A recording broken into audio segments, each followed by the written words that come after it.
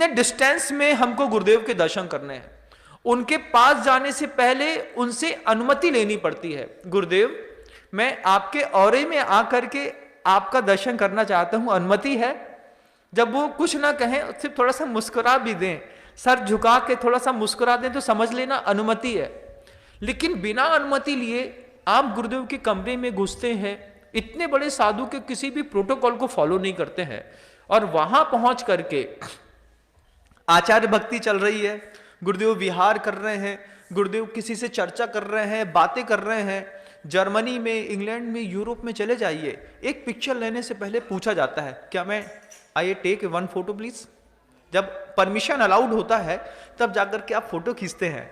लेकिन गुरुदेव के पास जाकर के ये फॉविंग करने वाले लोग जो है वो किस तरीके का व्यवहार करते हैं, और उसमें हो सकता है आप भी शामिल हो, आप भी ऐसा करते हो। इस बार इसको सुन करके हमें इस चीज को सुधारना है कि आचार्य जी के 10 फुट तक किसी भी व्यक्ति को बिना पूछे प्रवेश नहीं करना चाहिए। 10 फुट तक आचार्य जी को आपकी आवाज बहुत साफ सुथरी समझ में आती है, उनकी बॉडी को टच नहीं करना है, उनको दूर से रहकर के उनके साथ व्यवहार करना है। वे दुनिया के इतने बड़े महापुरुष हैं जो इस सदी पर ऐसे संत बार बार नहीं आते बंधुओं। उन संतों का सदुपयोग करिए।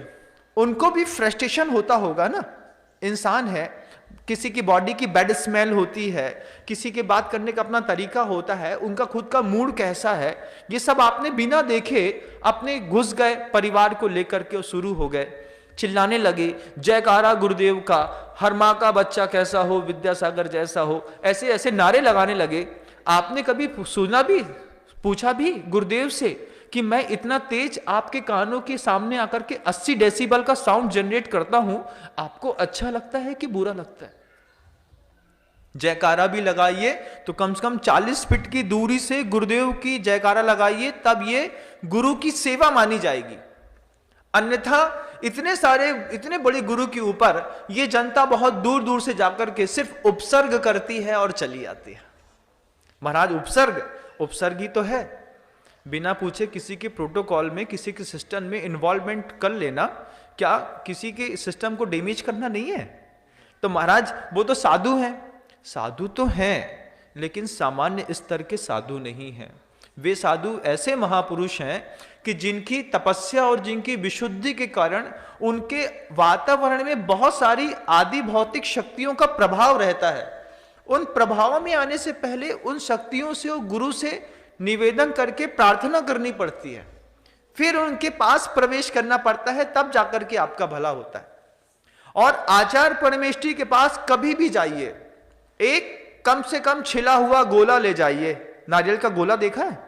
नारियल के गोले को पहले से छील लीजिए, उसमें अच्छी केसर लगा लीजिए, केसर से पूरे गोले को अच्छा पीला करके रंग लीजिए, फिर जाकर के ऐसा शुद्ध गोला पवित्र जो आपने केसर से रंग करके बिल्कुल बहुत केसरिया रंग कर दिया है, बिना फल चढ़ाए आचार्य का दर्शन किसी भी व्यक्ति को कभी नहीं करना चाहिए।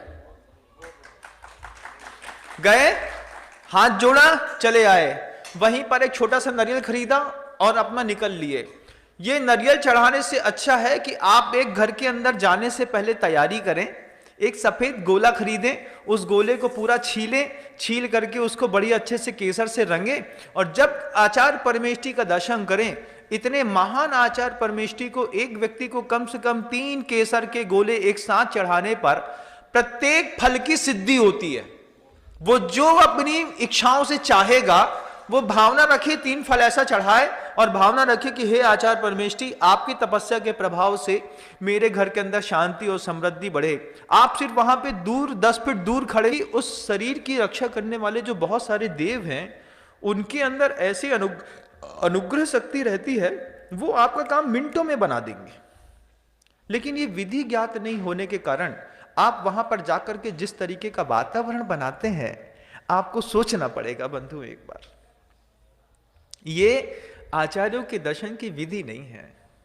जो वायर फैमिली के लोग होते हैं, उन वायर फैमिली के लोगों में सबसे बड़ी पहली प्रॉब्लम है फबिंग की।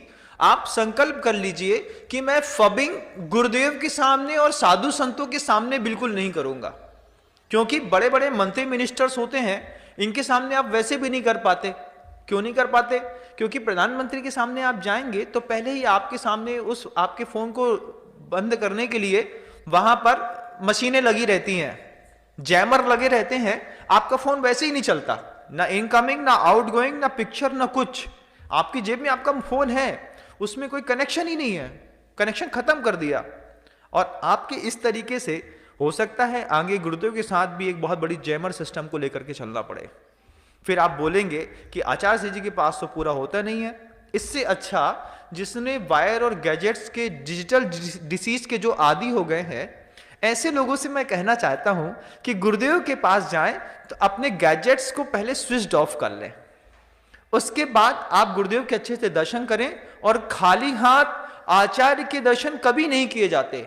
जब आप उनको फल चढ़ाएंगे तब आपको उनकी वैयवत्ती सेवा और दर्शन का फल मिलेगा।